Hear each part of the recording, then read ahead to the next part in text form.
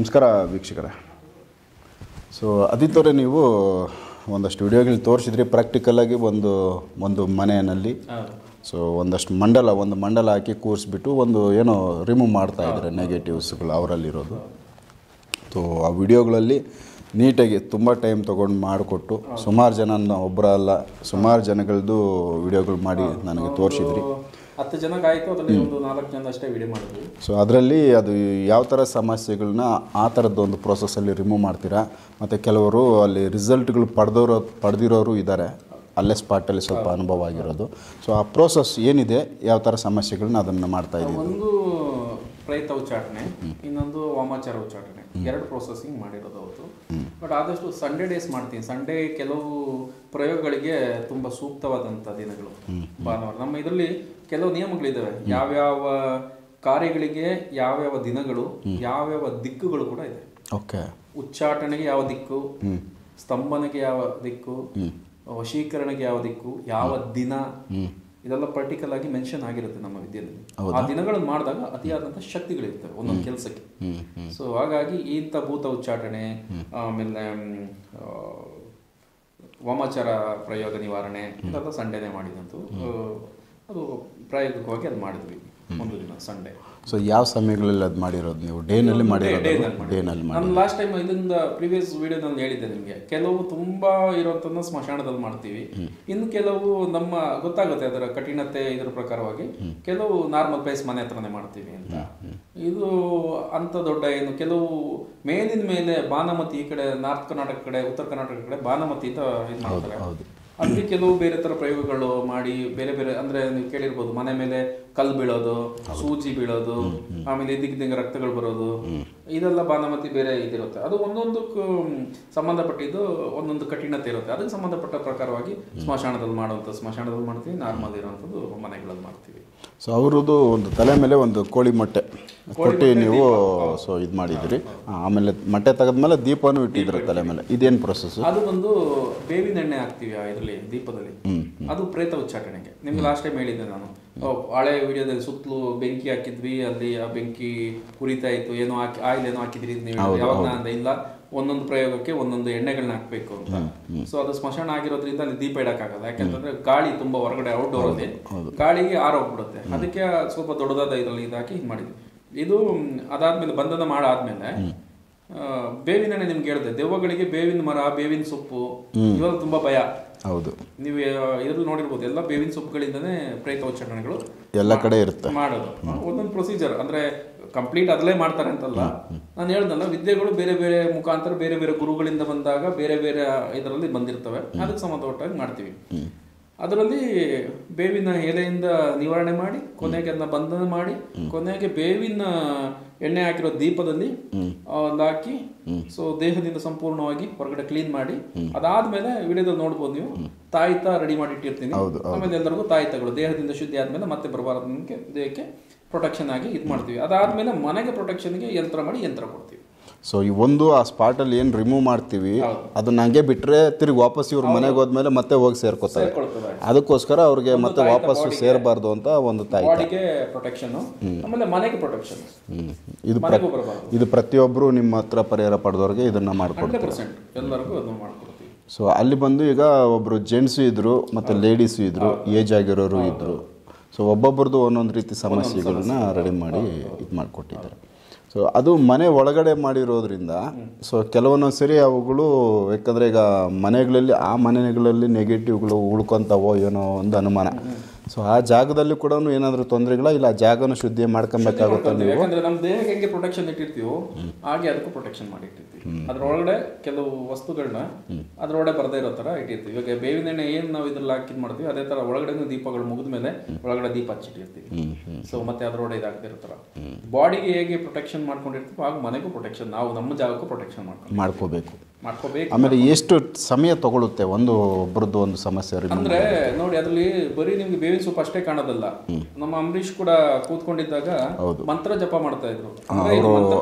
ಮಂತ್ರನೂ ಜಪ ಮಾಡ್ತಾ ಇದ್ರು, ನಾನು ಕೂಡ ಮಂತ್ರ ಜಪ ಮಾಡ್ತಾ ಇದ್ದೆ, ಅವ್ರು ಕೂಡ ಜಪ ಮಾಡ್ತಾ ಇದ್ರು. ಅಂದ್ರೆ ಕೆಲವು ಯಂತ್ರ ಪ್ರಯೋಗದಿಂದ ನಿವಾರಣೆ ಮಾಡ್ತೀವಿ. ನಾನು ಲಾಸ್ಟ್ ಟೈಮ್ ಹೇಳಿದೆ, ಯಂತ್ರದಿಂದ ಮಾಡಿದ್ರೆ ಯಂತ್ರ ಪ್ರಯೋಗ, ಮಂತ್ರದಿಂದ ಮಾಡಿದ್ರೆ ಮಂತ್ರ ಪ್ರಯೋಗ ಅಂತ. ಆದಷ್ಟು ಇಂಥ ಕೆಲಸಗಳಿಗೆ ಮಂತ್ರ ಪ್ರಯೋಗ ತುಂಬಾ ಎಫೆಕ್ಟಿವ್ ಆಗಿ ವರ್ಕ್ ಆಗುತ್ತೆ. ಮಂತ್ರ ಪಠನೆ ಯಾವಾಗ ಇದಾಗುತ್ತೆ, ವೈಬ್ರೇಟ್ ಜಾಸ್ತಿ ಇರುತ್ತೆ ಅದು ಆ ಜಾಗದಲ್ಲಿ. ಸೊ ಅದು ಒಬ್ರು ಮಾಡಿದಾಗ ನಾರ್ಮಲ್ ಅಂದ್ರೆ ಇಬ್ಬಿಬ್ರು ಮಾಡಿದಾಗ ಇನ್ನೂ ಅತಿಯಾಗಿರುತ್ತೆ. ಸೊ ಒಬ್ರಿಗೊಬ್ರಿಗೆ ಸಪೋರ್ಟ್ ಇಲ್ಲಿ ಅಲ್ಲ, ಮಂತ್ರಗಳು ಎಷ್ಟು ಜನಗಳು ಹೆಚ್ಚಿನದಾಗಿ ಉಚ್ಚಾರಣೆ ಮಾಡ್ತಾರೋ ಸೇಮ್ ಮಂತ್ರ ಅಷ್ಟು ವೈಬ್ರೇಟ್ ಜಾಸ್ತಿ ಇರುತ್ತೆ. ಸೊ ಅಂದ್ರೆ ಕಠಿಣವಾಗಿರುವಂಥ ದೆವ್ವಗಳು, ಭೂತಗಳು ಇಂಥವೆಲ್ಲ ಇಮಿಡಿಯೇಟ್ ಆಗಿ ಸ್ಪಾಟ್ ಖಾಲಿ ಮಾಡ್ತವೆ. ಸೊ ಅಲ್ಲಿ ಕ್ಲಿಯರ್ ಆಗ್ತವೆ. ಸೊ ಈ ಪ್ರೊಸೆಸ್ನ ನಾವು ರೆಗ್ಯುಲರ್ ಆಗಿ ಒನ್ ಟೈಮ್ ಮಾಡಿಕೊಟ್ಟಾದ್ಮೇಲೆ ಕ್ಲೋಸ್ ಆಗುತ್ತಾ, ಇಲ್ಲ ಮತ್ತೆ ಯಾವಾಗಾದ್ರೂ ಚೆಕಪ್ ಮಾಡ್ಬೇಕಾ ಅವ್ರನ್ನ? ಇಲ್ಲ, ಇದಾದ್ಮೇಲೆ ಪ್ರೊಟೆಕ್ಷನ್ ಕೊಟ್ಟಿರ್ತೀವಲ್ಲ, ಕ್ಲೀನ್ ಮಾಡ್ಮೇಲೆ ಪ್ರೊಟೆಕ್ಷನ್ ಕೊಟ್ಬಿಟ್ಟಿರ್ತೀವಿ. ಸೊ ಆ ಸ್ಪಾಟ್ ಇಂದಾನೆ ಅವ್ರಿಗೆ ರಿಸಲ್ಟ್ ಅನ್ನೋದು ಕಾಣಿಸುತ್ತೆ. ಹೌದು, ಇಮಿಡಿಯೇಟ್ ಆಗಿ. ಅದು ಬಂದವರದು ಸುಮಾರು ಜನ ಟ್ಯಾಕ್ಸಿ ಮಾಡ್ಕೊಂಡು ಆಟೋ ಮಾಡ್ಕೊಂಡು ಬಂದವರು, ನಡೆಯಕ್ಕಾಗ್ದಿರೋರು, ಕೆಲವರು ಹಿಂಗೆ ಎರಡೆರಡು ಕೈ ಇಟ್ಕೊಂಡು ಬಂದವರು ಇದ್ದಾರೆ. ಆಮೇಲೆ ಹೊರಗಡೆ ಬರೋಕೆ ನೀಟಾಗಿ ಚೆನ್ನಾಗಿ ನಡ್ಕೊಂಡು ಹೋದವರು. ರಿಮೂವ್ ಆದ್ಮೇಲೆ ಇವ್ರು ಆಕ್ಟಿವ್ ಆಗುತ್ತೆ. ಅಲ್ಲೇ ಗೊತ್ತಾಗುತ್ತೆ ಬ್ಲ್ಯಾಕ್ ಎನರ್ಜಿ ಇದೆಯಾ ಇಲ್ವಾ, ಕೆಟ್ಟ ಶಕ್ತಿಗಳು, ದುಷ್ಟ ಶಕ್ತಿಗಳು ಇದೆಯಾ ಇಲ್ವಾ ಅಂತ ಅಲ್ಲೇ ಗೊತ್ತಾಗುತ್ತೆ. ಸೊ ಅಲ್ಲ, ಯಾಕಂದ್ರೆ ಬರ್ಬೇಕು ನಡೆಯಕ್ಕಾಗ್ದಿರೋ ಹೋಗ್ಬೇಕು ಚೆನ್ನಾಗಿ ನಡೀತಾರೆ ಅಂದ್ರೆ ಅರ್ಥ ಏನು. ಸೊ ಅವರಲ್ಲಿ ಇದ್ದಿದ್ದೇನೋ ಒಂದಲ್ಲಿ ಕ್ಲಿಯರ್ ಆಯಿತು ಅನ್ನೋದು ಕಣ್ಣಿಗೆ ಕಾಣಿಸುತ್ತೆ. ಸೊ ಈ ಒಂದು ಪ್ರೊಸೆಸ್ನ ನೀವು ಭಾನುವಾರ ಇಲ್ಲ ಅಮಾವಾಸ್ಯೆ, ಹುಣ್ಣಿಮೆಗಳು ಇಂಥ ದಿವಸಗಳಲ್ಲಿ ಬಳಸ್ಕೊತೀರಿ. ಸೊ ಈಗ ಇಮ್ಮಿಡಿಯೇಟ್ ನೀವು ಒಬ್ಬ ವ್ಯಕ್ತಿ ನಿಮ್ಮ ಹತ್ರಕ್ಕೆ ಬಂದಾಗ ಮಾತ್ರನೇ ಅವ್ನ ಸಮಸ್ಯೆ ಇಂಥದ್ದು ಅಂತ ಪತ್ತೆ ಮಾಡಿ ಅದಕ್ಕೆ ಈ ಥರದ್ದೊಂದು ಪರಿಹಾರ ಮಾಡೋದಾ, ಇಲ್ಲ ಫೋನ್ಗಳಾಗೋ ಇಲ್ಲ ದೂರದಿಂದನೇ ಅವ್ರ ಸಮಸ್ಯೆ ಗೊತ್ತಾಗುತ್ತಾ? ನಾನು ಫೋನ್ಗಳಲ್ಲಿ ಅವ್ರ ಫೋಟೋ ಕಳಿಸ್ಕೊಳ್ತೀನಿ. ಫೋಟೋ ಕಳಿಸ್ಕೊಂಡು ನಾನು ಯಕ್ಷಿಣಿ ಪ್ರಶ್ನೆ ಹಾಕ್ತೀನಿ. ಯಕ್ಷಿಣಿ ಪ್ರಶ್ನೆಯಲ್ಲಿ ಸಮಸ್ಯೆ ಏನಾಗಿದೆ ಅಂತ ತಿಳ್ಕೊಂಡು ದೂರದಿಂದ ಬರೋಕ್ಕಾಗ್ದಿರೋರಿಗೆ ಇದೆಲ್ಲ ವಿಷಯ ತಿಳಿಸ್ತೀನಿ. ಇವಾಗ ಕೆಲವರು ಕೇಳೋದಕ್ಕೋಸ್ಕರನೇ ಅಂತಾನೆ ಇಲ್ಲಿ ಬಸ್ ಚಾರ್ಜ್ ಹಾಕೊಂಡು ಬಸ್ ಹತ್ಕೊಂಡು ಟೈಮ್ ಇದು ಮಾಡ್ಕೊಂಡು ಬರ್ಬೇಕಾಗತ್ತೆ. ಅದ್ರ ಬದಲು ಈಸಿಯಾಗಿ ಸಮಸ್ಯೆ ಏನು ಅಂತ ಗೊತ್ತಾಯ್ತು ಅಂದ್ರೆ ಆ ಸಮಸ್ಯೆ ಪರಿಹಾರಕ್ಕೆ ಪ್ರಿಪೇರ್ ಆಗಿ ಬರ್ಬೋದಲ್ವಾ. ಎರಡೆರಡು ಕೆಲಸ ಇರೋದಿಲ್ಲ ದೂರದಿಂದ ಬರೋರಿಗೆ. ಸೊ ಸಮಸ್ಯೆ ಹಿಂಗಿದೆ ಅಂದ್ರೆ ಇದಕ್ಕೆ ಹಿಂಗೆ ಪರಿಹಾರ ಇರುತ್ತೆ, ಇದಕ್ಕೆ ನೀವು ಪ್ರಿಪೇರ್ ಆಗಿ ಬನ್ನಿ ಅಂದ್ರೆ ನೇರವಾಗಿ ಸಮಸ್ಯೆ ಪರಿಹಾರಕ್ಕೆ ನೇರವಾಗಿ ಬಂದ್ಬಿಡ್ತಾರೆ. ಇಲ್ಲ ಅಂತಂದ್ರೆ ಇಲ್ಲೇ ಬಂದು ಚೆಕ್ ಮಾಡಬೇಕು ಅಂದ್ರೆ ಕಷ್ಟ ಆಗುತ್ತೆ. ಎಲ್ಲರೂ ಬಸ್ ಹತ್ಕೊಂಡು ಬರೀ ಪ್ರಶ್ನೆ ಕೇಳೋದಕ್ಕೆ ಬಂದು ಹೋಗೋದಕ್ಕೆ ಕಷ್ಟ ಆಗುತ್ತೆ. ಬರೀ ಏನೋ ಸಮಸ್ಯೆ ಇರಲ್ಲ, ಬರ್ತಾರೆ, ಬಂದವರು ಏನೈತೆ ಸಮಸ್ಯೆ ಮುಗಿಸ್ಕೊಂಡು ಹೋಗ್ತಾರೆ. ಹೌದು, ನೇರವಾಗಿ ಪ್ರಿಪೇರ್ ಆಗಿ ಬಂದ್ಬಿಟ್ಟಿರ್ತಾರೆ. ಸೊ ಈಗ ಅದು ನಿಮ್ಮದೇ ಜಾಗದಲ್ಲಿ ಇದನ್ನು ಮಾಡ್ತಾ ಇರೋದು ನೀವು ಅಲ್ವಾ? ಸೊ ಬಂದವ್ರಿಗೆ ಅಲ್ಲಿ ಏನಾದರೂ ಊಟದ್ದು ಇನ್ನೊಂದು ಏನಾದ್ರು ಬೇಕಂದ್ರೆ ಆ ವ್ಯವಸ್ಥೆ ಇರ್ತಾವ? ಏನಾಗುತ್ತೆ ಅಂದ್ರೆ ಡೇ ನಾನು ಟೈಮ್ ಕೊಟ್ಟಿರ್ತೀನಿ, ಯಾರು ತಂದಲ್ಲಿ ಕಾಯಿಸ್ಕೊಂಡಿರಲ್ಲ. ಒಬ್ಬೊಬ್ರಿಗೆ ಅಪಾಯಿಂಟ್ಮೆಂಟ್ ಟೈಮ್ ಕೊಟ್ಬಿಟ್ಟು ಕರೆಸ್ಕೊಂಡಿರ್ತೀನಿ. ಆ ಟೈಮ್ ಪರ್ಟಿಕ್ಯುಲರ್ ಆಗಿ ಬಂದ್ಬಿಡಿ. ಯಾಕಂದ್ರೆ ಸಮಸ್ಯೆಗಳು ಮೊದಲೇ ಸಮಸ್ಯೆಯಿಂದ ಬಂದಿರ್ತಾರೆ, ಆಮೇಲೆ ಒಂದೇ ಸರಿ ಬಂದು ಅಲ್ಲಿ ಗುಡ್ಡೆ ಹಾಕೊಳ್ಳೋ ಥರ ಮಾಡ್ಕೊಳ್ಳಲ್ಲ.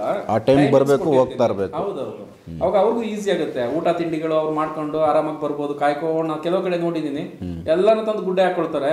ಅವ್ರು ಒಂದ್ ಕಡೆಯಿಂದ ನಿದ್ರೆ ಹೊಡಿತಾ ಇರ್ತಾರೆ, ನಂಗೆ ಆಗಲ್ಲ ಮಲ್ಕೊಂಡ್ ಬಿಟ್ಟಿರ್ತಾರೆ ಕೆಳಗಡೆ. ಅವ್ರು ಮುಗಿಯೋದಕ್ಕೆ ಸಂಜೆ ಆಗಿರುತ್ತೆ. ಸಂಜೆವರೆಗೂ ಅವ್ರು ಕಾಯ್ಬೇಕು ಯಥಾಪ್ರಕಾರ, ಸುಮ್ಮನೆ ವೇಸ್ಟ್ ಆಗಿ. ಆ ಥರ ವೇಸ್ಟ್ ಆಗ್ಬಾರ್ದು. ನಾನು ಇನ್ನೊಂದು ಹೇಳಿದೆ ನಿಮ್ಗೆ, ನಾನು ಯಾವುದೇ ಕೇಸುಗಳನ್ನ ತುಂಬಾ ಹ್ಯಾಂಡಲ್ ಮಾಡಿ ತುಂಬಾ ಜನ ಗುಡ್ಡೆ ಹಾಕೊಳ್ಳಲ್ಲ ಅಂತ. ನಾನು ಒಂದು 3-4 ಕೇಸ್ ಅಷ್ಟೇ ಅಟೆಂಡ್ ಮಾಡ್ಕೊಳ್ಳೋದು.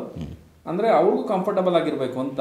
ಹಣದಾಸೆಗೋಸ್ಕರ ಎಲ್ಲರನ್ನ ಗುಡ್ಡೆ ಹಾಕೊಳ್ಳೋದು ಅವ್ರಿಗೂ ಅನ್ಕಂಫರ್ಟಬಲ್, ನಮಗೂ ಅನ್ಕಂಫರ್ಟಬಲ್, ಆ ಥರ ಮಾಡಕ್ ಹೋಗಲ್ಲ. ಲಿಮಿಟೆಡ್, ನನ್ಗೆ ಅವ್ರು ಬಂದು ಕಾಯೋಂಗಿರ್ಬಾರ್ದು. ಒಂದು ಮಂಡಲ ಇತ್ತಲ್ಲ, ಅದು ಯಾವ ಮಂಡಲ ಹಾಕಿರೋದು ನೀವು? ಅದು ಯಾವ್ಯಾವ ಪ್ರಯೋಗಕ್ಕೆ ಬೇಕೋ ಆ ಪ್ರಯೋಗಕ್ಕೆ ತಕ್ಕಂಥ ಮಂಡಲಗಳಾಗ್ತದೆ. ಸೊ ಅದೇ ಜಾಗದಲ್ಲಿ ಇವಾಗ ಬೇರೆ ಯಾರದೇ ಸಮಸ್ಯೆ ಬಂದಾಗೂ ಸರಿ ಮಾಡ್ಕೊಂಡು ಕಳಿಸ್ತಾ ಇದ್ದಾರೆ. ಸೊ ವೀಕ್ಷಕರೇ, ಇದು ಯಾಕಂದರೆ ಒಂದು ಪ್ರಾಕ್ಟಿಕಲಾಗಿ ವಿಡಿಯೋಗಳನ್ನ ತೋರಿಸಿದ್ರು ಆದಿತ್ಯವರು.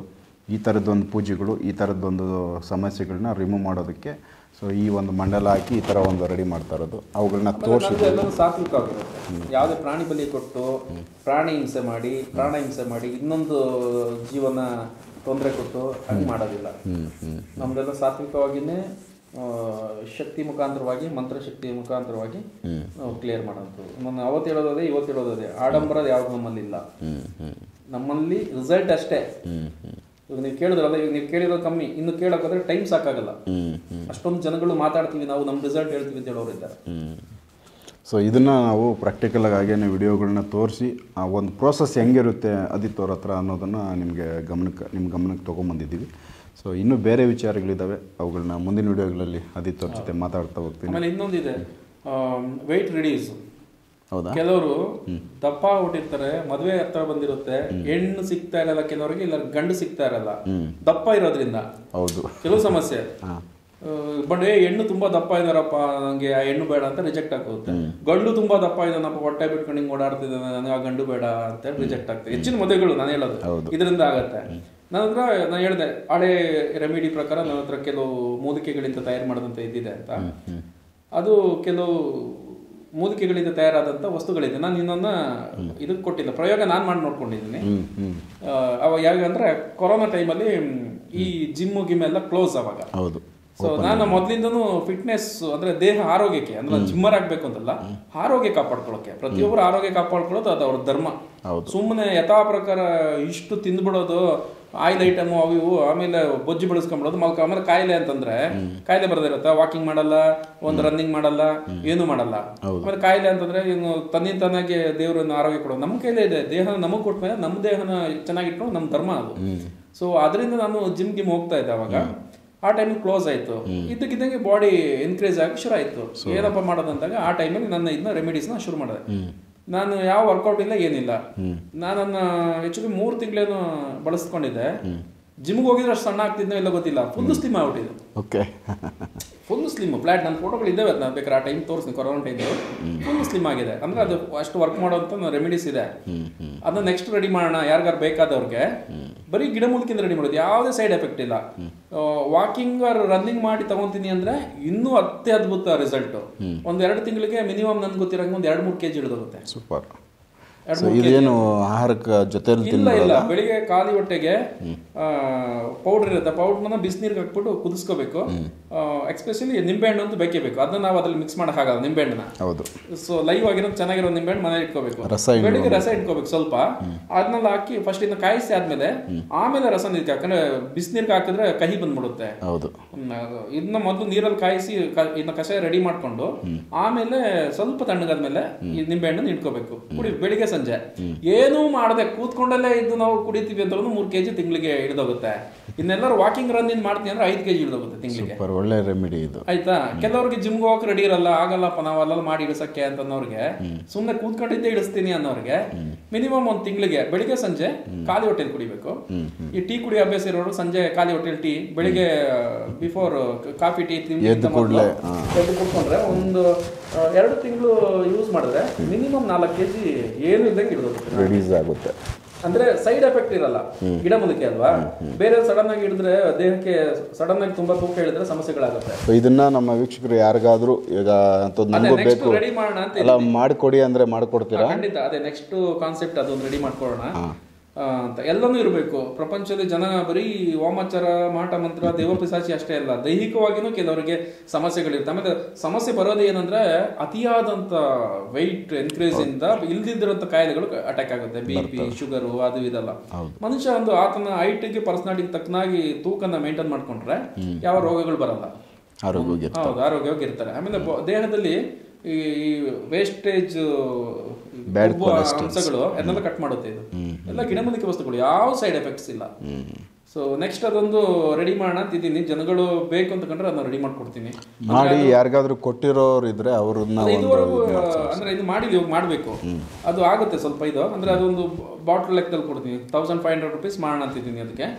ಸೊ ಒಂದು ಬಾಟಲ್ಗೆ 1 month, 2 ತಿಂಗಳು ತಗೊಂಡ್ರೆ ಅಷ್ಟು ಇಳಿದೋಗುತ್ತೆ. ಸೊ 1 ಬಾಟಲ್ 1 month ಬರುತ್ತಾ? 1 month ಬರುವಂತ ಕೊಡ್ತೀನಿ. ಬೆಳಗ್ಗೆ ಸಂಜೆ ಯೂಸ್ ಮಾಡಿದ್ರೆ 1 ತಿಂಗಳು ಬರುತ್ತೆ. ಸೊ ಅದು ಹೆಂಗಿರುತ್ತೆ ಕುಡಿಯೋದಕ್ಕೆಲ್ಲ? ಟೇಸ್ಟ್ ಇರುತ್ತಾ ಇಲ್ಲ ಏನಾದರೂ ಕಹಿ? ನಿಂಬೆಹಣ್ಣು ಹಾಕಿರ್ತೀವಲ್ಲ, ಅದಕ್ಕೆ ಉಪ್ಪು ಕೂಡ ಆ್ಯಡ್ ಆಗಿರುತ್ತೆ. ಓಕೆ. ನೀವು ಉಪ್ಪು ಆಮೇಲೆ ನಿಂಬೆಹಣ್ಣು ಮಿಕ್ಸ್ ಮಾಡಿದ್ರೆ ಟೇಸ್ಟ್ ಹೆಂಗಿರುತ್ತೆ? ಒಂಥರ ಬೇರೆ ಟೇಸ್ಟ್ ಇರುತ್ತೆ ಕುಡಿದಾಗ, ಚೆನ್ನಾಗಿರುತ್ತೆ. ಅದೊಂದು ಅದ್ರ ಜೊತೆಗೆ ಇಷ್ಟೊಂದು ಗಿಡಮೂಲಿಕೆಗಳು ಬೇರೆ ಬೇರೆ ಮಿಕ್ಸ್ ಆದಾಗ ಕಷಾಯ ತರ, ಅಂದ್ರೆ ಮಸಾಲೆ ಕಷಾಯ ತರ ಇರುತ್ತೆ. ಒಳ್ಳೆ ಟೇಸ್ಟ್ ಇರುತ್ತೆ. ಕಾಫಿ ಟೀ ಬೇಡ ಅನ್ಸುತ್ತೆ. ಸೊ ಅದನ್ನ ಅಭ್ಯಾಸ ಮಾಡ್ಕೊಂಡ್ಬಿಟ್ರು ಅಂದ್ರೆ ಮತ್ತೆ ಟೀ ಕಾಫಿ ಬಿಟ್ಬಿಡ್ತಾರೆ. ಆಮೇಲೆ ತೀರಾ ಸ್ಕೆಲಿಟನ್ ಆಗ್ಬಿಟ್ರೆ, ತುಂಬಾ ಸಣ್ಣ ಆಗ್ಬಿಟ್ರೆ ಕಷ್ಟ. ಅವಶ್ಯಕತೆ ನೋಡ್ಕೊಂಡು ಬಿಟ್ಬಿಡ್ಬೇಕು. ಆಮೇಲೆ ರೆಗ್ಯುಲರ್ ಅದೇ ಕುಡಿಯೋಕೆ ಹೋದ್ರೆ ಸಣ್ಣ ಆಗಿ ಒಣಗೋಗ್ಬಿಡ್ತಾರೆ. ಆಮೇಲೆ ಸೊ ಮೈಯಲ್ಲಿರೋ ಬೊಜ್ಜೆಲ್ಲ ತಿಂದಾಕ್ಬಿಡುತ್ತೆ, ಬೊಜ್ಜೆಲ್ಲ ತೆಗೆದಾಕ್ಬಿಡುತ್ತೆ. ಸೊ ತುಂಬ ಚೆನ್ನಾಗಿದೆ. ಸೊ ಅದರದ್ದು ನೆಕ್ಸ್ಟ್ ಒಂದು ವಿಡಿಯೋ, ಒಂದು ಗ್ಲಾಸ್ ಅದನ್ನು ತಂದು ಟೇಸ್ಟ್ ಕೂಡ ಮಾಡಿ ನಮ್ಮ ವೀಕ್ಷಕರಿಗೆ ಚೆಕ್ ಮಾಡೋಣ. ತುಂಬಾ ಚೆನ್ನಾಗಿದೆ ಟೇಸ್ಟ್ ಮಾತ್ರ. ಹೌದಾ? ನಾನು ಆಕ್ಚುಲಿ ಅದಕ್ಕೇನೆ ಬೆಳಿಗ್ಗೆ, ನಾನು ಇವಾಗ ಕಾಫಿ ಟೀ ಅಭ್ಯಾಸ ಇಲ್ಲ, ನಾನು ಅವೆಲ್ಲ ಕುಡಿತಾ ಇರ್ತೀನಿ.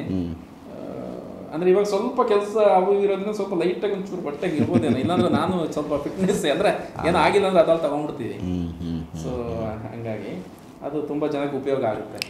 ಮದುವೆ ರಿಜೆಕ್ಟ್ ಆಗೋಂಥ ಹುಡುಗಿಗೆಲ್ಲ ತಪ್ಪ ಇದೆ ಅಲ್ಲ, ಮದುವೆಗೆ ಅಂತಲ್ಲ, ಅದು ಬಿಟ್ಟು ಒರಿಜಿನಲ್ ಬೇರೆ ನಾರ್ಮಲ್ ವ್ಯಕ್ತಿಗಳಿಗೂ ತುಂಬ ಜನ ಈಗ ಫ್ಯಾಟ್ ಅನ್ನೋದು ಎಲ್ಲರಿಗೂ ಐತೆ. ಇದು ಅವಶ್ಯಕತೆ ಇದೆ. ಅಟ್ಲೀಸ್ಟ್ 1 ತಿಂಗಳು 2 ತಿಂಗಳು ಮೇಂಟೈನ್ ಮಾಡಿಕೊಂಡು ಸೊ ಅಟ್ಲೀಸ್ಟ್ ಹಂಗೆ ರಿಡ್ಯೂಸ್ ಆಯಿತು ಅಂದರೆ ತುಂಬ ಬೆನಿಫಿಟ್, ಹೌದೌದು. ಒಳ್ಳೇದಾಗುತ್ತೆ. ನಾನು ಹೇಳೋದು ಬೇರೆ ಯಾವುದೋ ಖರ್ಚು. ಇವಾಗ ಎಕ್ಸಾಂಪಲ್ ಹುಡುಗರು ಬಿಯರ್ ಕುಡಿತಾರೆ, 200 ರೂಪಾಯಿ ಒಂದು ಬಾಟ್ಲು, ದಿನ 200 ರೂಪಾಯಿ ಲೆಕ್ಕ ಹಾಕೊಂಡ್ರು ತಿಂಗಳಿಗೆ ಎಷ್ಟಾಯ್ತು? ಸುಮಾರು ದುಡ್ಡು ಆಯ್ತು. ಅದ್ರ ಬದಲು ಇದನ್ನೇ ಒಂದು ಪ್ರಾಕ್ಟೀಸ್ ಮಾಡ್ಕೊಂಡ್ರೆ 1500 ರೂಪಾಯಲ್ಲಿ ಒಂದು ದಿನಕ್ಕೆ ಎಷ್ಟು ಬೀಳುತ್ತೆ? ಅಲ್ಲಿಗೆ 10 ರೂಪಾಯಿನೋ 20 ರೂಪಾಯಿ ಅಷ್ಟು ಖರ್ಚೆ ಬರ್ತವೆ. ಒಂದು ಟೀ ಕಾಫಿ ಅಂತೂ ಕುಡಿಯೋಕೆ, ಟೀ ಕಾಫಿ ಕುಡಿಯೋ ಲೆಕ್ಕನ 15 ರೂಪಾಯಿ ಇದೆ. ಟೀ ಕಾಫಿ ಒಂದು ಟೀ ಕಾಫಿಗೆ 15 ರೂಪಾಯಿ ಇದೆ ಇವಾಗ. ಆ ಲೆಕ್ಕ ಹಾಕೊಂಡ್ರು ಕೂಡ ಆರೋಗ್ಯ ಹೆಲ್ತಿ ಆಗಿರುತ್ತೆ. ಆಮೇಲೆ ಸಮಸ್ಯೆಗಳು ಬೇರೆ ಬೇರೆ ಇದೆಲ್ಲ ಕಮ್ಮಿ ಆಗುತ್ತೆ, ಶುಗರ್ ಕಮ್ಮಿ ಆಗುತ್ತೆ. ಹೌದಾ? ಅಲ್ಲ, ನೀವು ವೆಯ್ಟ್ ಕಮ್ಮಿ ಆದ್ರೆ ತಮ್ಮಿಂದ ಆಗುತ್ತೆ ನಿಮ್ಗೆ. ಬೇರೆ ಆರೋಗ್ಯದ ಸಮಸ್ಯೆಗಳು ಸರಿ ಹೋಗುತ್ತೆ. ಹೌದೌದು. ನೀವು ಯಾವ ಆರೋಗ್ಯ ಅಡಗಿಡೋದು ಎಲ್ಲಿ ಅಂದ್ರೆ, ಫ್ಯಾಟ್ ಯಾವಾಗ ಮನುಷ್ಯನ ಬಾಡಿಯಲ್ಲಿ ಅತಿ ಫ್ಯಾಟ್ ಅಂದ್ರೆ 2 ಇರುತ್ತೆ, ಒಂದು ಗುಡ್ ಕೊಲೆಸ್ಟ್ರಾಲ್, ಒಂದು ಬ್ಯಾಡ್ ಕೊಲೆಸ್ಟ್ರಾಲ್. ಹೌದು. ಈ ಬ್ಯಾಡ್ ಕೊಲೆಸ್ಟ್ರಾಲ್ ಎಲ್ಲಿ ನಮ್ಮ ಬಾಡಿಯಲ್ಲಿ ಇದಾಗುತ್ತೋ ಅದು ಬೇರೆನೆಲ್ಲ ಕನೆಕ್ಟ್ ಮಾಡಕ್ ಶುರು ಮಾಡ್ಬಿಡುತ್ತೆ. ಸೊ ಎಲ್ಲ ಡ್ಯಾಮೇಜ್, ಬಿ ಪಿ, ಶುಗರ್, ಅದು ಇದೆಲ್ಲ ಇದರಿಂದ ಶುರು ಆಗ್ಬಿಡುತ್ತೆ. ಸೊ ಅಂದ್ರಿಂದ ನಮ್ಮ ಬಾಡಿಯಲ್ಲಿ ಗುಡ್ ಕೊಲೆಸ್ಟ್ರಾಲ್ ಇರಬೇಕು. ಬ್ಯಾಡ್ ಕೊಲೆಸ್ಟ್ರಾಲ್ ಹೆವಿ ಆದಷ್ಟು ಬೇರೆ ಬೇರೆ ಸಮಸ್ಯೆಗಳು ಕ್ರಿಯೇಟ್ ಆಗಿ ಶುರು ಆಗುತ್ತೆ. ಸೂಪರ್. ಸೊ ವೀಕ್ಷಕರೇ, ಇದೊಂದು ರೀತಿ ಹೊಸ ಒಂದು ಒಳ್ಳೆ ಒಂದು ಏನಂತೀವಿ ಪತ್ತೆ ಮಾಡಿರೋದು, ಕಂಡುಹಿಡಿದಿರೋದು ಹಳೇದೇ, ಮೂಲಕ ಯಾವುದೋ ಹಳೆ ಬುಕ್ಕಲ್ಲಿ. ಬಟ್ ಆ ಕಾನ್ಸೆಪ್ಟ್ ಇದೆಯಲ್ಲ ತುಂಬ ಚೆನ್ನಾಗಿದೆ. ಅದನ್ನು ನೆಕ್ಸ್ಟ್ ನಾನು ಪ್ರಾಕ್ಟಿಕಲ್ ಆಗಿ ಅದನ್ನ ಟೇಸ್ಟ್ ಮಾಡ್ತೀನಿ. ಸೊ ಯಾವ ರೀತಿ ಅಂತ ಚೆಕ್ ಮಾಡೋಣ. ಸೊ ಮಾಡಿ ಇಲ್ಲೇ ಅದನ್ನು ತೋರಿಸೋದು ಒಂದು ಪ್ರಯತ್ನ ಮಾಡ್ತೀನಿ. ಸೊ ಇಷ್ಟು ಆದಿತ್ಯ ನವೀನವ್ರಿಗೆ ಸಂಬಂಧಪಟ್ಟಂತೆ ಒಂದಷ್ಟು ಒಳ್ಳೆ ವಿಚಾರಗಳನ್ನ ಗಮನಕ್ಕೆ ತಗೊಂಡಿದ್ದೀವಿ. ಇನ್ನೊಂದು ವಿಷಯ ಹೇಳ್ಬೇಕಂತಿದ್ದೆ, ನನ್ನ ಹತ್ರ ಸುಮಾರು ಕೇಸಸ್ಗಳು ಫೋನ್ ಮಾಡ್ತಾರೆ, ಗುರುಗಳೇ ನಾನು ತುಂಬಾ ಸಾಲ ಮಾಡ್ಕೊಂಡ್ಬಿಟ್ಟಿದ್ದೀನಿ, ಏನಾರ ಪರಿಹಾರ ಕೊಡಿ ಅಂತ. ಸಾಲ ಇವ್ರು ಮಾಡ್ಕೊಂಡಿರೋದು, ಇದಕ್ಕೆ ಏನಾದ್ರು ಪ್ರಾಕ್ಟಿಕಲ್ ಆಗಿ ನಾನು ಯಾವತ್ತು ಹೇಳೋ ಪ್ರಾಕ್ಟಿಕಲ್ ವಿಷಯಗಳು. ಇವ್ರು ಸಾಲ ಮಾಡ್ಕೊಂಡ್ರೆ ದೇವ್ರು ತೀರ್ಸಕ್ಕಾಗಲ್ಲ, ಇಲ್ಲ ನಾನು ತೀರ್ಸಕ್ಕಾಗಲ್ಲ. ಸೊ ಇದಕ್ಕೆ ಏನಾರು ದಾರಿ ಇದೆಯಾ ಅಂತಂದ್ರೆ, ಪ್ರಾಕ್ಟಿಕಲ್ ಆಗಿ ಹೇಳ್ಬೇಕಾದ್ರೆ ಇದಕ್ಕೆ ದಾರಿ ಇಲ್ಲ. ಸಾಲ ಮಾಡ್ಕೊಂಡ್ಬಿಟ್ರೆ ಅದನ್ನ ನಾವು ತೀರ್ಸಕ್ಕಾಗಲ್ಲ, ದೇವ್ರು ತೀರ್ಸಕ್ಕಾಗಲ್ಲ. ನಾನು ಹೇಳೋದು ಏನಂದ್ರೆ, ಒಂದು ಅಂಗಡಿ ಇಟ್ಟಿದೀವಿ, ಬಿಸ್ನೆಸ್ ಆಗ್ತಾ ಇಲ್ಲ, ಬಿಸ್ನೆಸ್ ಆಗೋ ಥರ ಮಾಡ್ಕೊಂಡು ಮಾಡ್ಕೊಡ್ಬೋದು. ಅದಕ್ಕೆ ಇದಿದೆ, ಇದರಲ್ಲಿ ವೇ ಇದೆ. ಬಟ್ ಸಾಲ ಮಾಡ್ಕೊಂಡ್ಬಿಟ್ಟಿದ್ದೀನಿ, ಅದನ್ನ ಹೆಂಗ್ ಮಾಡೋದು ಅಂತಂದ್ರೆ, ಸಾಲ ನಾವು ತೀರ್ಸಕ್ಕಾಗುತ್ತಾ, ದೇವ್ರು ತೀರ್ಸಕ್ಕಾಗುತ್ತಾ ಪ್ರಾಕ್ಟಿಕಲ್ ಆಗಿ? ಆಮೇಲೆ ತುಂಬಾ ಜನ ಗ್ಯಾಂಬ್ಲಿಂಗ್ ಆಡ್ತಾ ಇದ್ದಾರೆ, ಇದು ಟ್ರೇಡಿಂಗ್. ದಯವಿಟ್ಟು ಎಲ್ರಿಗೂ ಹೇಳ್ತಿದ್ದೀನಿ, ಟ್ರೇಡಿಂಗ್ ವಿಷಯಕ್ಕೆ ಹೋಗ್ಬೇಡಿ. ಅದು ಲೀಗಲೇ ಆಗಿರ್ಬೋದು, ಯಾವುದೇ ಆಗಿರ್ಬೋದು. ಸುಮಾರು ಸಾಲಗಾರ 1-1.5 ಕೋಟಿ ಸಾಲಗಾರರಾಗ್ದವ್ರು ಇದ್ದಾರೆ. ಅಲ್ಲಿಗೆ ಬಂದು ತೀರ್ಸೋದು ಹೇಗೆ? ತಿಂಗಳಿಗೆ 1 ಲಕ್ಷ ಸ್ಯಾಲ್ರಿ ಇದೆ ಅಂತ ಹೇಳ್ತಾರೆ. 1 ಲಕ್ಷ ಸ್ಯಾಲ್ರಿ ಇದ್ರು ಕೂಡ ನೀವು 1.5 ಕೋಟಿನ ತೀರ್ಸೋದು ಹೇಗೆ? ಕೊಟ್ಟವ್ರು ಸುಮ್ಮನೆ ಬಿಡ್ತಾರ? ನಾನು ಹೇಳೋದು, ಇನ್ನೊಬ್ರು ದುಡ್ಡು ಆಸೆನೂ ಪಡ್ಬೇಡಿ, ನಿಮ್ದು ಕಳ್ಕೋಬೇಡಿ. ನೀವು ದುಡ್ದಿದ್ದ ನೀವು ಚೆನ್ನಾಗಿ ಹೆಂಡತಿ ಮಕ್ಕಳು ನೀವು ತಿಂದು ಚೆನ್ನಾಗಿರಿ. ಹೌದು. ಇನ್ನೊಬ್ರು ದುಡ್ಡಿಗೆ ಯಾವಾಗ ಆಸೆ ಪಡ್ತೀರೋ ನಿಮ್ಮ ದುಡ್ಡು ಹಂಗೆ ಹೋಗೋದು ಅವಾಗ. ಸೊ ಏನೋ ಒಂದು ರೀತಿ ಅಲ್ಲಿ ಡ್ಯಾಮೇಜ್ ಆಗುತ್ತೆ. ಹೌದೌದು. ಏನು ಅಂತಂದ್ರೆ, ಯಥಾ ಪ್ರಕಾರ ಮೈ ಫುಲ್ಲು ಸಾಲ ಮಾಡ್ಕೊಂಡು, ಗುರುಗಳೇ ನಂಗೆ ಸಾಲ ಆಗೋಗ್ಬಿಟ್ಟಿದೆ ಏನಾರ ಮಾಡಿ ಅಂದ್ರೆ, ದೇವರು ಸಾಲ ತೀರ್ಸಲ್ಲ, ನಾನೂ ತೀರ್ಸಕ್ಕಾಗಲ್ಲ. ಇದೊಂದು ಮೈಂಡಲ್ಲಿ ಇಟ್ಕೊಳ್ಳಿ. ಏನಾದ್ರೆ ಸಮಸ್ಯೆಗಳಿದೆ, ಬಿಸ್ನೆಸ್ ಕೈ ಹಾಕಿದ್ದೀನಿ, ಬಿಸ್ನೆಸ್ ಸಕ್ಸಸ್ ಇಲ್ಲ ಅಂದ್ರೆ ಅದೆಲ್ಲ ಮಾಡ್ಬೋದು. ಸಾಲ ತುಂಬಿಸ್ಕೊಂಡ್ಬಿಟ್ಟಿನಿ, ಸಾಲನ ಹೇಗೆ ನಾನು ತೀರಿಸೋದು ಅಂತಂದ್ರೆ, ನೀವೇ ದುಡ್ಡು ನೀವೇ ತೀರಿಸ್ಬೇಕು. ಪ್ರಾಕ್ಟಿಕಲ್ ಆಗಿ ಹೇಳೋದು ವಿಷಯ. ಕಷ್ಟ ಆಗುತ್ತೆ ಅವುಗಳನ್ನೆಲ್ಲ ದೇವರುಗಳು. ಆದ್ರೆ ನಾನೇನು ಹೇಳ್ತಿದ್ದೆ ಅಂದ್ರೆ, ಕಂಡವ್ರ ದುಡ್ಡು ಆಸೆನೂ ಪಡ್ಬೇಡಿ, ನಿಮ್ಮ ದುಡ್ಡು ಕಳ್ಕೋಬೇಡಿ.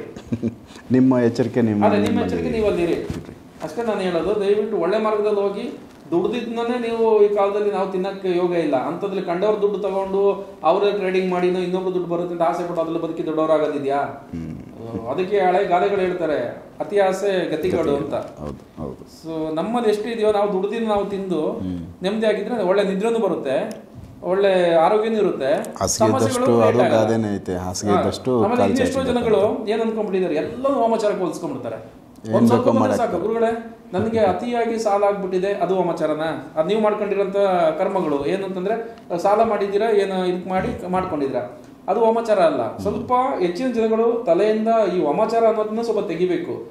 100ಕ್ಕೆ 100 ತಲೆಗೆ ತುಂಬ್ಕೊಂಡ್ಬಿಡಲ್ಲ, ಅದು ದೊಡ್ಡ ಶಾಪ ಆಗುತ್ತೆ. ಒಂದ್ ಸಣ್ಣ ಇನ್ಸಿಡೆಂಟ್ ನೋಡಿದ್ರೆ ಯಾರೋ ಮಾಡ್ಬಿಟ್ಟಿದ್ದಾರೆ, ಅದಕ್ಕೆ ನಂಗೆ ಹಿಂಗಾಗ್ತಿದೆ. ಇಲ್ಲ, ಕೆಲವು ಟೈಮ್ ಸಮಯ ಕೂಡ ಕೆಡುತ್ತೆ. ಎಲ್ಲವೂ ಕೂಡ ಈ ತರದೊಂದು ಗ್ರಹಗತಿಗಳು ಅನ್ನೋದಿದೆ. ಗ್ರಹಗತಿಗಳು ಬದಲಾವಣೆ ಆದಾಗ ಮನುಷ್ಯ ಏಳು ಬೀಳುಗಳು ಕಾಣಿಸ್ತಾನೆ, ಅದು ಇರ್ತವೆ. ಎಲ್ಲನೂ ನೀವು ವಾಮಾಚಾರ ಯಾರೋ ಮಾಡ್ಬಿಟ್ಟಿದ್ದಾರೆ ಅನ್ಕೊಂಡ್ರೆ ಸಾಲಗಾರರಾಗ್ತೀರಾ. ಯಾಕೆ ಅಂತಂದ್ರೆ, ಸೊ ಯಾರೋ ಒಬ್ರು ಹತ್ರ ಹೋದಾಗ ನೀವೇ ಹೋಗಿ ಹೇಳ್ತೀರ ನಂಗೆ ವಾಮಾಚಾರ ಆಗಿದೆ ಅಂತ. ಮತ್ತೆ ಇನ್ನು ಬೇರೆ ಏನಿದೆ, ಹೌದು ವಾಮಾಚಾರ ಆಗಿದೆಯಪ್ಪ ಅಂತಾರೆ. ತೆಗಿಬೇಕು ಅಂದ್ರೆ ಎಷ್ಟಾಗುತ್ತೆ ಗುರುಗಳೇ, ಎಷ್ಟಾಗುತ್ತೆ ಸ್ವಾಮಿಗಳೇ ಅಂತಾರೆ. ಹೌದಪ್ಪ 20-30 ಸಾವಿರ ಆಗುತ್ತೆ ಅಂತ. ಮೊದಲೇ ಸಾಲಗಾರ ಆಗಿರ್ತಾನೆ, ಇನ್ನೂ ಕಷ್ಟ. ಜೊತೆಗೆ ಇನ್ನೊಂದು ಕ್ಲೀನ್ ಮಾಡಿಸ್ತೀನಿ ಅಂತ ಹೋಗಿ ಇನ್ನೊಂದು 30 ಸಾವಿರ ಸಾಲ ಮಾಡ್ಕೊಂಡ್ ಬರ್ಬೇಕು. ಸೊ ಇಲ್ಲಿ ಸಾಲಗಾರನ ಜೊತೆ ಇನ್ನೂ 30 ಬಂದು ಹೇಳ್ತಾರೆ, ನಾನು ತುಂಬಾ ಕಡೆ ಓಡಾಡದೆ ನನ್ನ ಸಮಸ್ಯೆ ಬಗೆಹರಿಲಿಲ್ಲ ಅಂತ. ಅದು ವಾಮಾಚಾರ ಸಮಸ್ಯೆನೇ ಆಗಿರಲ್ಲ. ಮತ್ತೆ ನೀವು ವಾಮಾಚಾರಕ್ಕೆ ಸಮಸ್ಯೆ ಹೆಂಗೆ ಬಗೆಹರಿಯುತ್ತೆ? ಗ್ರಹಗತಿಗಳ ಬದಲಾವಣೆಗಳಿಂದ ಕೆಲವು ಆಗ್ತವೆ. ಅವಾಗ ಅದನ್ನ ಏನು ಮಾಡೋಕ್ಕಾಗಲ್ಲ. ಇವ್ರು ಏನು ಅನ್ಕೊಂತಾರೆ, ವಾಮಾಚಾರ ಮಾಡ್ಬಿಟ್ಟಿದ್ದಾರೆ ಅದಕ್ಕೆ ನನಗೆ ಅಂತ ಮೊದಲೇ ಸಾಲಗಾರರು ಜೊತೆಗೆ 30,000 ಸಾಲ ಮಾಡೋದು, ತಗೊಂಡು ಬಂದು ಇಟ್ಟಾಗ ಸಾಲಗಾರರಾಗದೆ ಇವ್ರ ಮೇಲ್ಕೆ ಹೆಂಗ್ ಬರಕ್ ಸಾಧ್ಯ ಇದೆ? ಸೊ ಎಲ್ಲವೂ ಕೂಡ ಅವರಾಗ ಅವರೇ ಮಾಡ್ಕೊಳ್ಳೋದು. ಅದರಿಂದ ನಾನು ಹೇಳೋದು ಎಲ್ಲಾನು ನೀವು ತಲೆಗೆ ತುಂಬ್ಕೋಬೇಡಿ. ವಾಮಾಚಾರ ಆಗಿದೆ, ವಾಮಾಚಾರ ಮಾಡ್ಬಿಟ್ಟಿದ್ರೆ ಅದರಿಂದ ಆಗಿದೆ ಅಂತ ಅನ್ಕೋಬೇಡಿ. ಕೆಲವು ಗ್ರಹಗತಿಗಳ ಬದಲಾವಣೆಯಿಂದ, ನಮ್ಮ ಸಮಯದ ಇದರಿಂದ, ಕೆಲವು ನಮ್ಮ ಕರ್ಮ ಫಲಗಳಿಂದ ಇವೆಲ್ಲವೂ ಮನುಷ್ಯ ಅಂತಂದ್ರೆ ಬರುತ್ತೆ. ಪಂಚಭೂತಗಳಿಂದ ಸೃಷ್ಟಿಯಾಗಿರೋದು ದೇಹ, ಇದೆಲ್ಲನೂ ಬರ್ತವೆ ಇದರಲ್ಲಿ. ಪ್ರತಿಯೊಂದು ವಾಮಾಚಾರನೇ ಅಲ್ಲ. ಸೊ ಅಂದ್ರೆ ಜನಗಳು ಸ್ವಲ್ಪ ಎಚ್ಚೆತ್ಕೋಬೇಕು. ಸ್ವಲ್ಪ ಈಗ ಎಜುಕೇಟೆಡ್ ಟೈಮಲ್ಲಿ ಪ್ರತಿಯೊಂದು ವಾಮಾಚಾರಕ್ಕೆ ಹೋಲಿಸ್ಕೋಬಾರ್ದು. ವಾಮಾಚಾರನೇ ಅಂತ ಇಲ್ಲ ಅಂತ ಹೇಳ್ತಿಲ್ಲ, ಇರ್ತವೆ. 50% ಇದ್ರೆ 50% ನೀವೇ ಹೋಲಿಸ್ಕೋಬೇಡಿ. ಹೌದು. ಸೊ ಇವೆಲ್ಲ ಒಂದು ಎಚ್ಚರಿಕೆ ವಿಚಾರಗಳು. ನಾನು ಜನಗಳು ಸುಖ ಶಾಂತಿ ಕಳ್ಕೊಳ್ಳೋದಿಲ್ಲ ಅಂತ ಹೇಳೋದು ನಾನು ಹೇಳ್ತಾ ಇರೋದು. ಸಾಲ ಮಾಡ್ತಾರೆ, ಸಾಲಗಾರರಾಗ್ತಾರೆ. ಎಲ್ಲ ವಿಷಯನೂ ವಾಮಾಚಾರಕ್ಕೆ ಹೋಲಿಸ್ಕೋಬೇಡಿ. ಕೆಲವು ಸಮಯಗಳು ನಮ್ಮ ಮಾಡಿರೋ ಕರ್ಮ ಫಲಗಳು ಕೂಡ ಅಲ್ಲಿ ಆ್ಯಡ್ ಆಗೋದ್ರಿಂದ ಸೊ ಸಮಯ ಕಲಿಯೋವರೆಗೂ ಕಾಯ್ಬೇಕು. ನಾವು ಕಾಯ್ಬೇಕು, ಬೆಳಕಾಗೆ ಆಗುತ್ತೆ, ಕತ್ಲಾಗ್ಲೇಬೇಕು. ಕಾಲಚಕ್ರಗಳು ತಿರುಗ್ತಾ ಇರ್ತವೆ. ಇದು ಯಾವಾಗ್ಲೂ ಬೆಳಕೆ ಇರಬೇಕು ಅಂದ್ರೆ ಅರ್ಥ ಇಲ್ಲ, ಅದಕ್ಕೆ ಯಾವಾಗ ಸುಖನೇ ಇರ್ಬೇಕು ಅಂದ್ರೆ ಅರ್ಥ ಇಲ್ಲ. ಕಷ್ಟನೂ ಬರ್ಬೇಕಾಗತ್ತೆ. ಮನುಷ್ಯ ಜನ್ಮ ಅಂತ ಅದಕ್ಕೆ ಹೇಳೋದು. ಎಲ್ಲವನ್ನ ಅನುಭವಿಸುವನೇ ಮನುಷ್ಯ. ಪರಿಪೂರ್ಣಗೊಳ್ಳಕ್ ಸಾಧ್ಯನೇ. ಎಲ್ಲ ಕಷ್ಟಗಳನ್ನ ಏಳು ಬೀಳು ಎಲ್ಲ ಸಮಾನಾಂತರವಾಗಿ ಸ್ವೀಕಾರ ಮಾಡಕ್ ಬರುವವನೇ ಮನುಷ್ಯ. ಖುಷಿ ಬಂದಾಗ ನನ್ನಂತ ಸುಖಿ ಪುರುಷ ಯಾರು ಇಲ್ಲ ಅಂತ ಖುಷಿ ಪಡೋದು, ಮೆರೆಯೋದು. ಬಿದ್ದೋದಾಗ ಅಯ್ಯೋ ನಾನು ಬಿದ್ದೋಗ್ಬಿಟ್ಟಿನಿ, ನನಗಿಂತ ಇದು ಯಾರು ಇಲ್ಲ, ಸ್ವೀಕಾರ ಮಾಡೋ ಕೆಪಾಸಿಟಿ ಇರಬೇಕು ಮನುಷ್ಯನಿಗೆ. ಎಕ್ಸೆಪ್ಟ್ ಮಾಡಬೇಕು ಪ್ರತಿಯೊಂದನ್ನು. ಕಷ್ಟ ಬಂದಾಗ ಎಕ್ಸೆಪ್ಟ್ ಮಾಡಬೇಕು, ಸುಖ ಬಂದಾಗಲೂ ಎಕ್ಸೆಪ್ಟ್ ಮಾಡಬೇಕು. ಹೆಂಗ್ ಮಾಡ್ತಿರೋ ಹಂಗೆ ಇದನ್ನ ಎಕ್ಸೆಪ್ಟ್ ಮಾಡಬೇಕು. ಆದರೆ ಕಷ್ಟನೂ ಶಾಶ್ವತಗಿರಲ್ಲ, ಹೋಗುತ್ತೆ. ಬಟ್ ಎಲ್ಲನೂ ವಾಮಾಚಾರನೂ ತಲೆ ಮೇಲೆ ತುಂಬ್ಕೋಬೇಡಿ. ಆ ತಲೆ ವಾಮಾಚಾರನೂ ಇದೆ, ವಾಮಾಚಾರ ಇಲ್ಲ ಅನ್ನಂಗಿಲ್ಲ, ಐತೆ. ಬಟ್ ಅಲ್ಲಿ ಎಲ್ಲವೂ ವಾಮಾಚಾರನೇ ಅಲ್ಲ. ವಾಮಾಚಾರಕ್ಕೆ ಅಂತ ಒಂದ್ ಸ್ವಲ್ಪ ಯೋಚನೆ ಮಾಡ್ಕೊಂತ ನಿಮ್ಮ ಎಚ್ಚರಿಕೆಯಿಂದ ನೀವು ನಾನು ಎಲ್ಲರಿಗೂ ಹೇಳ್ತಿಲ್ಲ. ಕೆಲವರು ಅದನ್ನ ಉಪಯೋಗಿಸ್ಕೊಂತಾರೆ. ನೀವಾಗೆ ಹೋಗ್ಬಿಟ್ಟು ನಂಗೆ ವಾಮಾಚಾರ ಅಂತಂದ್ರೆ ಅದನ್ನ ಕೆಲವರು ವಿದ್ಯೆ ಗೊತ್ತಿರೋರು ಮಾಡ್ಕೊಡ್ತಾರೆ. ವಿದ್ಯೆಗಳು ಬರದೇ ಇರೋಂಥವ್ರು ಇದನ್ನ ಅಡ್ವಾಂಟೇಜ್ ಆಗಿ ತಗೊಂಡು ಹೌದು ನಿಂಗೆ ಆಗಿದೆ ಅಂತ ದುಡ್ಡು ಕೀಳ್ತಾರೆ. ಸೊ ಇದೊಂದು ಎಚ್ಚರಿಕೆ ವಿಚಾರ ಅಷ್ಟೇ. ಸೊ ಇದಿಷ್ಟು ಆದಿತ್ಯ ಅವರು, ಯಾಕಂದ್ರೆ ಅವರು ಕೆಲವೊಂದಷ್ಟು ಪ್ರಾಕ್ಟಿಕಲ್ ಆಗಿ ಪೂಜೆಗಳು ಮಾಡಿರೋ ವಿಡಿಯೋಗಳನ್ನ, ರಿಸಲ್ಟ್ಗಳನ್ನ ಅಲ್ಲೇ ಸ್ಪಾಟಲ್ಲಿ ಕೊಟ್ಟಿರೋದು. ಅವ್ರದ್ದು ಪ್ರೋಸೆಸ್ ಹೆಂಗಿರುತ್ತೆ ಅನ್ನೋದನ್ನ ನಿಮ್ಮ ಮುಂದೆ ತೋರಿಸಿದ್ದೀವಿ. ಸೊ ನೆಕ್ಸ್ಟ್ ಇನ್ನೂ ಬೇರೆ ವಿಚಾರಗಳನ್ನ ಅವ್ರ ಜೊತೆ ಮಾತಾಡ್ತಾ ಹೋಗ್ತೀನಿ. ಎಪಿಸೋಡ್ ನೋಡ್ತಾ ಹೋಗಿ. ನಮಸ್ಕಾರ. ಶುಭ ಆಗಲಿ.